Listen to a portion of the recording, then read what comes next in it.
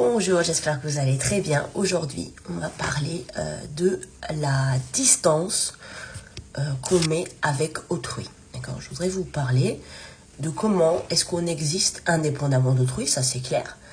Mais comment est-ce qu'on choisit ce qu'on va mettre en commun avec l'autre et ce qu'on va garder pour nous. C'est nous qui définissons la limite, en tout cas la porosité de cette frontière qui est entre nous et l'extérieur. Donc, moi, ce que je vous incite à faire pour garder une santé mentale stable et productive, heureuse, c'est de ne jamais mettre en commun avec l'autre au-dessus d'un certain seuil. D'accord ?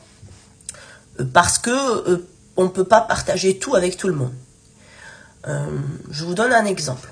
Par exemple, sur les réseaux sociaux, vous allez voir des dames, des messieurs qui vont vous partager leur quotidien. Vous allez aller avec eux à la salle de sport, faire leur petit déjeuner, rencontrer leur famille, vont vous partager leurs relations amoureuses. Enfin, c'est un gros bazar. Enfin, alors évidemment, je ne juge pas cette pratique-là. Ça répond à un besoin sociétal. Il y a des gens qui aiment voir en profondeur le quotidien des autres. Mais en fait, je pense qu'au-delà d'une certaine limite, on ne se respecte plus. Ça veut dire, si moi je vous ramène avec moi à la salle de bain et que derrière, après, je vous dis, venez, on va faire le make-up ensemble. Enfin, je veux dire, en fait, je mets trop en commun, d'accord ? De façon à ce que je ne me respecte pas. Si je ne me respecte pas, les autres ne me respecteront pas.